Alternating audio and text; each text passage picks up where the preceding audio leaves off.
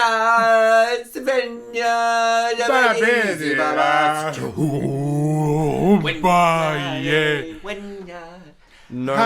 up for this. Film Slice Podcast and a review of The Lion King. 2019.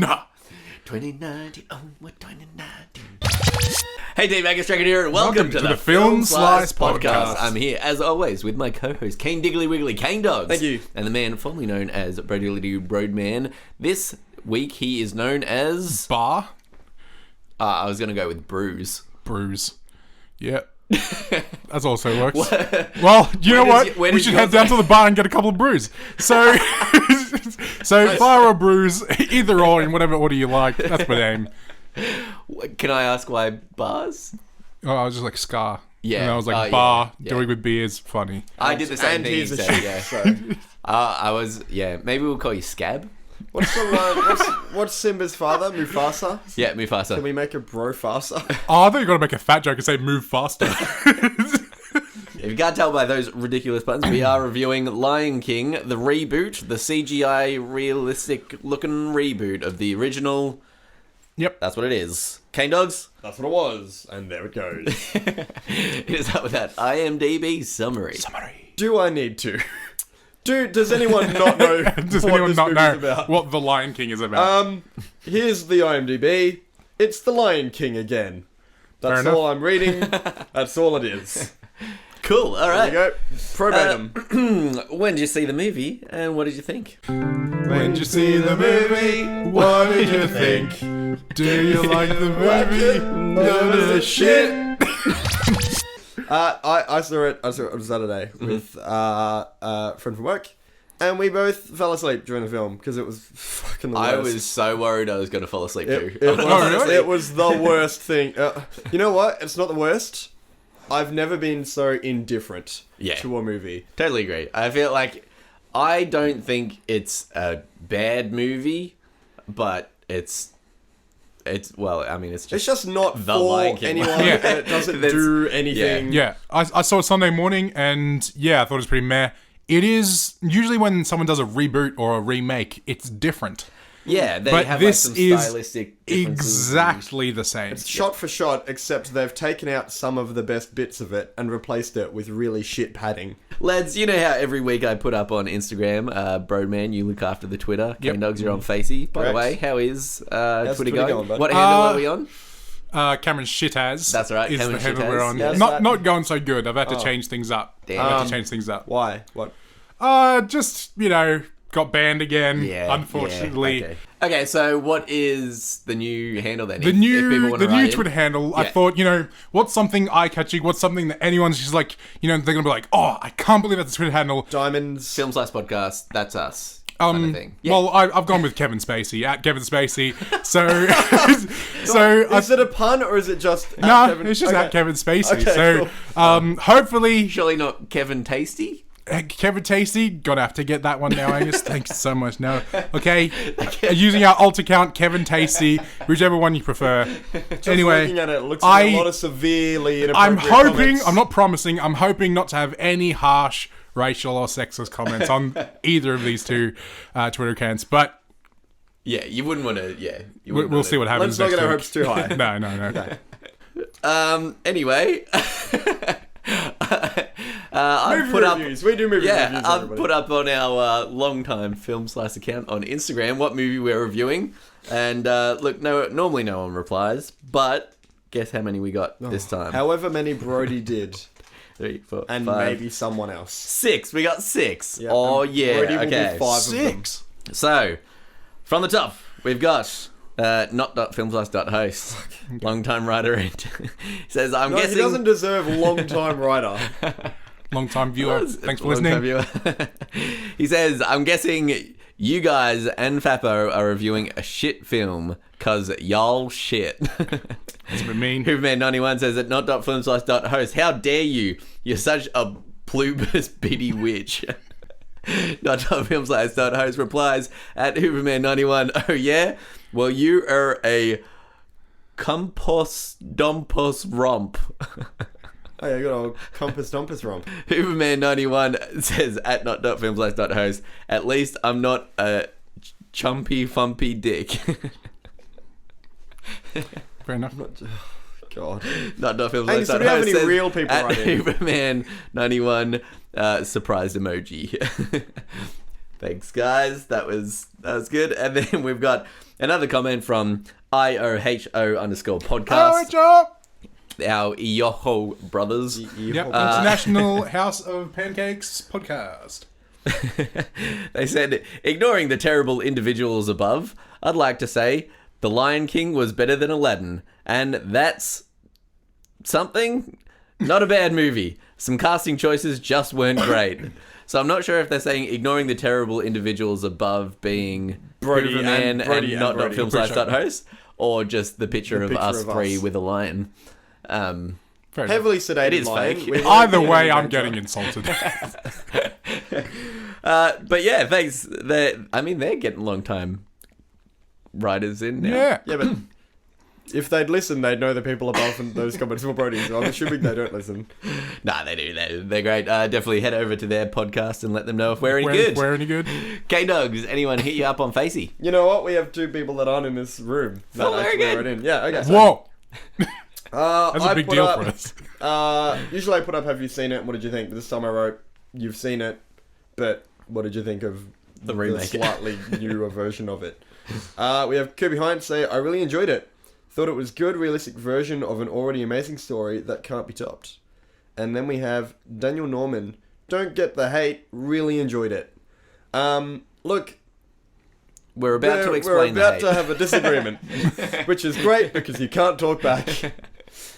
But no, look, I can see why people are going to like this. If you do get lost in that nostalgia and... No, I can't. Nah. I can't do it. It doesn't work. I can't do it. I can't do I it. Look, I'm glad you guys enjoyed it, but I can't see why. If you did, all the better too. I wish I walked out of the cinema with a smile on my face, having had a good time. I don't want to knock anyone that did, because honestly, I'm jealous of that. But I can barely find a single thing to like about this film. Yeah. Would you recommend it? Who would you recommend it to? I guess we kind of heard you already, Cane Dogs. Just summing it up there. Nah. No. Yeah, fair. Scab. I wouldn't really recommend it to anyone, really, is what I've written down. I took a lot of time out of my way to write down that very specific note. Sweet. Anything else before we head into spoilers? I think it's pretty open and pretty shut. average. Oh, I have something to say. Yeah, go. This entire film is basically like photorealistic CGI, right? Correct. And that's kind of like a big push of the film. Mm-hmm.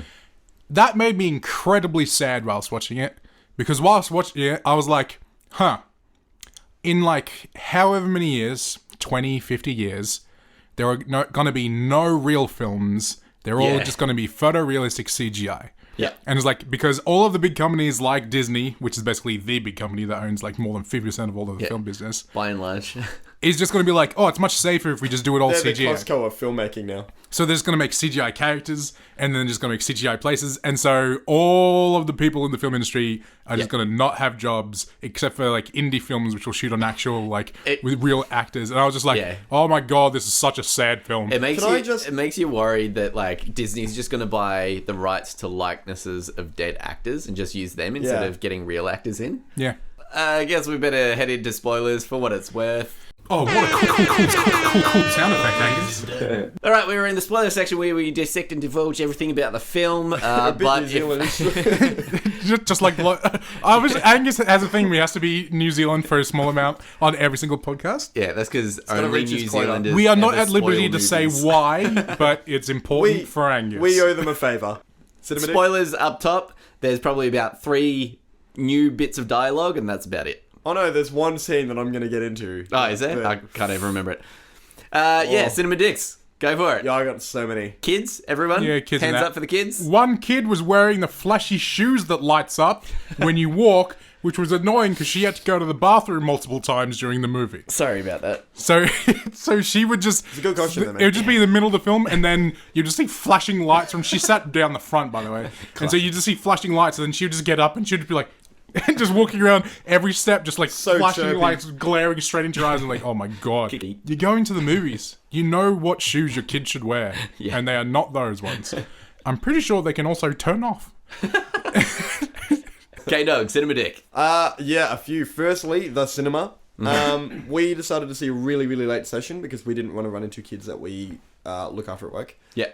So we got there somewhat early because we didn't want to have to stand in line because we thought Lion King's going to be big. A few sessions were sold out. We went in and sat down with a whole crowd of people. The cinema was all but full. The movie was about to start. And then two people that worked there were like, hey, sorry guys, someone let you in by mistake. We actually haven't cleaned in here yet, so we need everybody to get up and get out so we can clean it. And we all thought, we're already all sitting here. And then everybody sort of awkwardly waited for someone to confirm whether or not A, they worked there, and B, it was true. Because they were just wearing black polo shirts. Yeah. So, I mean... and they didn't, like, hold the movie. Like, it was about to start. So we missed, like, the trailers and stuff. Oh, what? Yeah, like, they didn't even bother pausing it. They were just running, like... Ugh. And then this woman who sat behind me kept coughing, like... like, behind my head. Like, it was... Jordan, that was a great impression. I immediately pictured that woman making that sound. It was That the was worst. amazing. I had the normal Cinema Dicks, as usual, but I also had probably the most stereotypical Cinema Dick ever, which was right as Mufasa goes to save Simba, a little kid next to me goes, oh, this is the part where Mufasa dies. You know what's great? Oh, you spoiled the whole thing, You know kid. what's you know what's great is in that's one of the few scenarios where you can say that and no one cares. One's gonna Yeah. No one's like, Everyone's like, smart kid. yeah, everyone's like, he's seen The Lion King. Sweet, all right, let's get into it. Most positive things, Cane Dogs, anything? I liked Timon. I thought some of Timon's bits were okay. That's good, because I liked Pumbaa. I Really? thought Seth Rogen. Seth Rogen. I Oh, I couldn't. thought that was so Rogen. weird. Yeah, the minute he did his Seth Rogen laugh, I was immediately transported out of the film. No, I loved it. But like, if you're gonna get an actor to play a warthog, But also, Seth his Rogen's got a singing good was voice for so does that bad. Like, mean? there's a Yeah. note that he tries to hit. I'm like, ooh. I should have got Mike Myers. I'm a warthog. Look at me, Warrant. What? Yeah, look, I thought Timon was fine. That being said, even his dialogue. Did you like his "You Do You" meme reference? No. I also didn't probably pick up on it. Yeah. I think I fell asleep through quite a bit of this film. Bro, bloody scab. Nailed it. So my favorite part, I really liked Mustafa's Mufasa. Mufasa? There you go. Classic. Mufasa. I really like Mufasa's dead body. Even though that sounds really weird. I feel like it felt really impactful because you were basically just looking at a dead lion, and anytime you see any footage of like the dead animal, it's really depressing. And so I was just looking at it and I was like, oh man, that's so sad because that looks like a real dead lion. That's the only thing they actually did for real. Disney, they did everything animated, but for that scene, they killed a lion. Yeah, Walt Disney came out of his grave and shot a lion in the face. No, I thought that was really sad because I was actually looking at it and I was like, oh, I'm actually feeling stuff for this dead lion. And then it was like a little baby dead lion and I was like, oh no, my dad. I totally disagree. I'm gonna get that's on my negatives. Before I get into my negatives, I'm gonna say that the CGI was like fantastic. It was good. Like, it looked photorealistic, which if that's what they went out to They do. did a couple too many. Oh, look, there's something really, really close to the camera. Now we're going to focus on something far away from the camera. They did a couple too many of that because that made it feel unrealistic. Yeah, a few like crash zooms. And Yeah, it was stuff like, that. here's a spider on a web. Focus on the lines in the background. Ants, monkey. Yeah. They All that did kind a of stuff. few too many of them. Yeah. Okay, I'm gonna get into the negatives while we're kind of still lukewarm on the topic of the dead, the dead mustache, Mufasa. My biggest problem with this film is also the CGI, because when you do things that are CGI, it's the same reason you do things in a cartoon back in the day. Back in the day, it was hard to film a lion and talk, so they made it a cartoon, and in doing so they were also able to take a whole bunch of different liberties. They were able to give the lions humanoid characteristics, things that people could actually connect to, in like the dance sequences. you can see like all of the plants turn this real funky looking color, and you can exaggerate everything, and it's something that you can't really do in real life. The thing that this CGI movie set out to do was make it as photorealistic as possible. So I didn't feel like I was watching a Lion King movie. Like I didn't feel like I was watching a drama. I felt like I was watching a David Attenborough documentary about lions. Like that's one of the just And on top of that. And the great Mustafa. Pretty much. Like I was half expecting David Attenborough to just kind of come over the top and be like, with names, apparently. and so This smaller, shittier looking lion is his brother Mubasa. Just touching on what you've said though. He is a dick.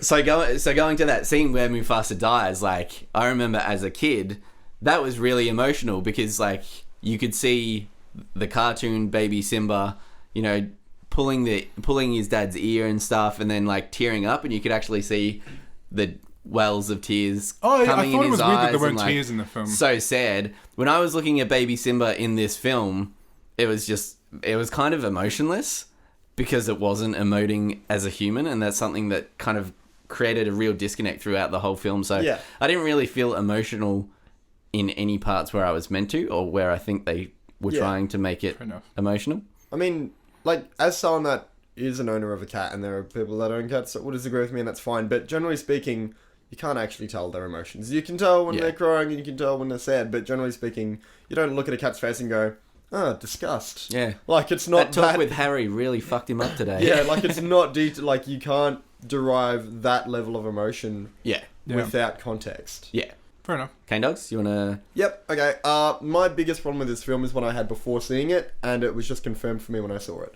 Which is that I still don't know why it was made or who it was for. I disliked Aladdin, but I got why they made it. Aladdin was slightly different. They'd brought new, more modern tastes to the film and made it relevant for kids that are growing up in today.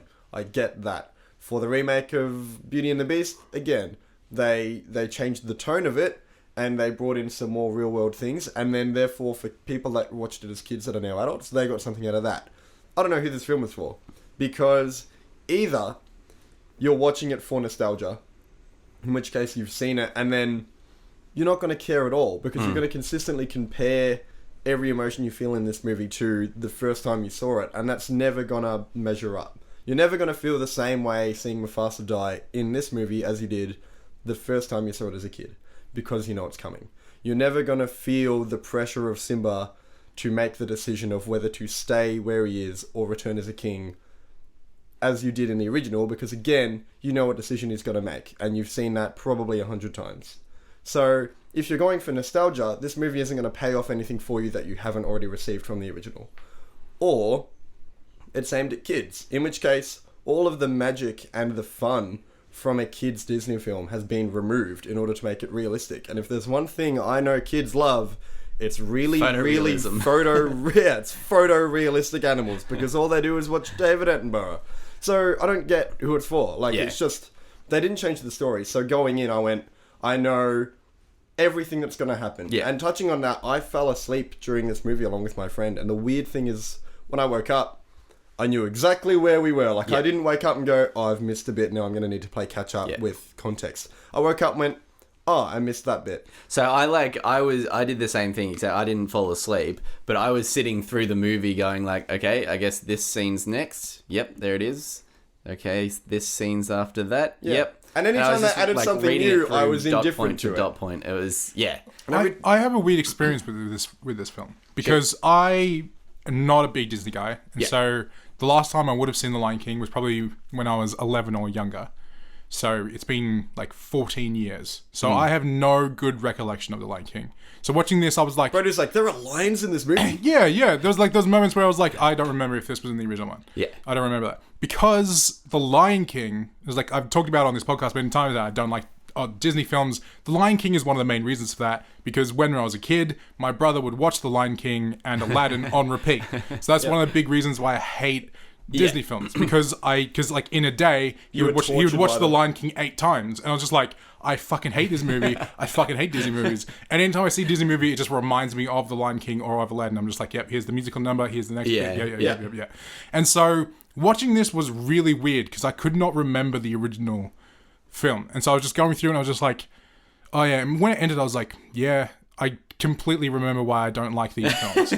But it wasn't like, oh, this is like a new thing. It was just like, because it's exactly the same as the original one. Yeah. And so I was just like, I don't like these films. Yep, I remember why. Okay. It's also weird that they put in so many big name celebrities in this. I found that really weird to me because it was like I recognized probably the first 10 names of the voice actors. They're not really voice actors; they're just actors. Which I found very strange. That also was kind of shitty. Yeah. Oh, it was just kind of like, why do they need that? This movie's already going to get sold. On the fact that it's Lion King. They can sell the soundtrack with Childish Gambino and Beyonce. Save the money. I understand him as the main character and Beyonce as well. But there was so many. It was the first 15 people in this film. It was just I know all of these people from various things. It was very weird. I know it felt super strange to me, and I was kind of just felt bad. It was like voice actors must fucking hate these new films. Suck.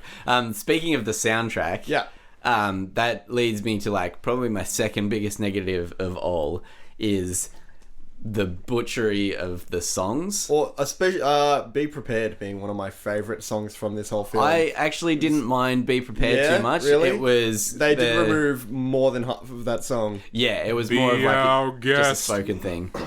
That was fine. That was fun. That was a bit of... That was very much... That was one of those things where I was after the film, I was like, was that a reference to another Disney film? Because I was obviously don't like Disney. I was just like, was that? And I was like, oh yeah, okay. No, the song that they butchered probably the most was the Can You Feel the Love Tonight? Yeah. And the reason that it was destroyed is, Beyonce has an amazing voice. She's made her whole career... No, I'm kidding. She's made her whole career on how good her voice is. And what she does in that song is just a whole bunch of vocal gymnastics and showing off. But it's a kid's film. You want the music to be singable. Yeah. Kids aren't going to go home going, oh, you just want to try and hold a tune, hold a melody so that kids go home, they sing it, it gets stuck in their head. Whereas this one, she was jumping around different notes that didn't have to be there. And she was delaying her voice in weird parts. I'm like, no, just keep on the beat, keep it simple. Because every time I listen to it, this sounds wrong and not like the original. Yeah. And it's harder to sing along to. This movie was never going to work because they're damned if they do and they're damned if they don't. Any change they make is going to be a change for the worse because of how dearly people hold the original. And any change they don't make is going to be seen as not taking a risk, which it isn't. Musically, while we're on that, weird decision.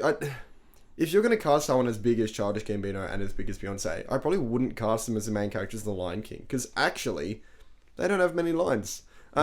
Simba doesn't become an adult until the last third of the film, and then he has about 7 lines. And Beyonce also doesn't become Beyonce until also the last third. And she also has about 6 lines. And they have one song that was played off screen where the characters don't actually sing it, which I know is kind of accurate to the, but if you're going to get that star power, maybe don't cast them in a movie where the main characters have 4 lines. Is that where Simba's running in slow motion across the desert? Yeah. Is it that one? And they just play a song over the top. They shoehorn this new song in the out of nowhere. It's exactly the same thing that they did in Aladdin. Yeah. There's just this new song that doesn't fit with any of the other songs and doesn't fit with any of the stylistic... Why cast these characters? I was like, Childish Gambino, that's actually really great. I'm all for it. And then I remembered watching it, I'm like, he actually doesn't show up until the very last 2 scenes, and he says maybe 3 things. Did you find it really... I can't remember the original. Did you find it really weird when it became adult Simba and his voice was super high-pitched? Yeah. And all of the other adult, adult Simba seemed still about 14 years old. Yeah, Mufasa and Mubasa, they both had the really deep voices. Darth Vader-like voice. Yeah. Well, it is Darth Vader's, yeah. Good job, Brody, for letting Angus tell that. Well done. And such deep, and then, little Simba goes to an adult and he's like, hi guys, I'm a big lion now. Yeah. And I was like, I never realized that that Donald Glover's like voice was that high pitched. Yeah. Until I watched it and I was like, is that what it's like in the original? When it becomes adult Simba? Yeah, because the adult Simba's buddy Ferris Bueller, what's his name? Matthew Broderick. Yeah, Matthew Broderick, who also has an extremely high voice compared to a lot of other actors. I think it's hard to disassociate Donald Glover for me with Troy from Community. Yeah. Because I just kept picturing Troy from Community. Yeah. I heard that Matthew Broderick's going to be in the new Harry Potter film. Oh, really? Yeah, Matthew Godric Gryffindor. Got him. Nailed it. And on that note, I think we might end the Lion King Oh, we should podcast. end on that note. One scene I want to talk about particularly. Yeah. Thank God. So, with these movies, if you're going to take something out, you need to put something back in.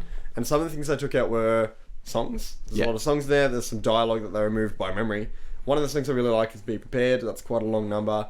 They removed that, and I thought, okay, well, if you're taking something out, you need to put something back in. And wait, is your your idea for filmmaking or reboots just do the hokey pokey? yes.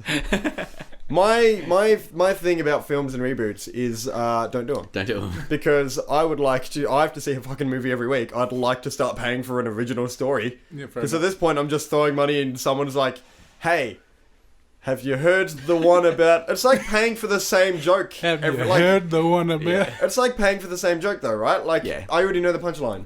I'm not going to go back next week and pay another $20 so somebody can tell me that same joke in a slightly different tone of voice. Matthew Godric Gryffindor. Like, yeah, exactly. Like, like, and even 20 years later, if someone's going to tell me the joke, I already know it. Yeah. Doesn't matter. Yeah. Doesn't matter how you tell it. And that's my idea of reboots. This is give me something original. But there's this scene here, and it was the most padded out. It went for what felt like 400 minutes.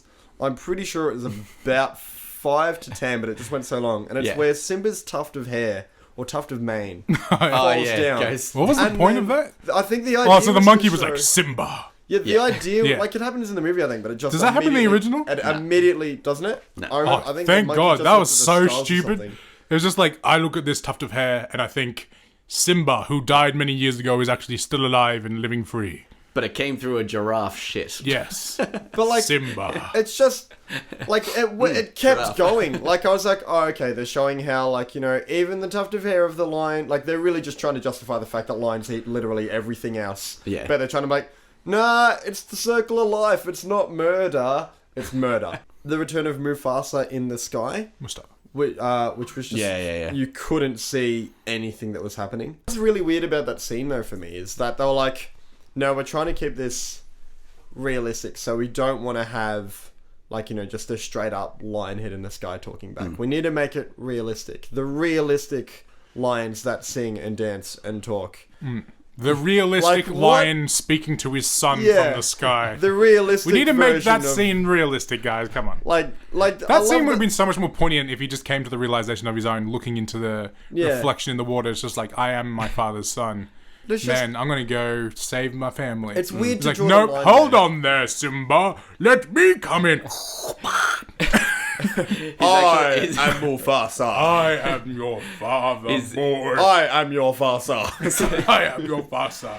It feels so dated watching this film. Just because I was like...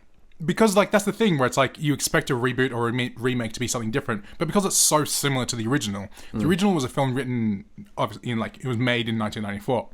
And so it feels dated because when you watch this film and when all of the female lions are sitting there not doing anything, you kind of just like, this wouldn't happen in a film made now. It's like these female lions would all band together and kick the shit out of Scar, and it would be awesome. And it's like, and then this film was just like, nah, we're just gonna wait for a man lion to come along. And I was just like, ugh. And it's just like, man, that I just felt it was like so dated watching that. And by man lion, we mean Troy from Community. Yeah, it was just like,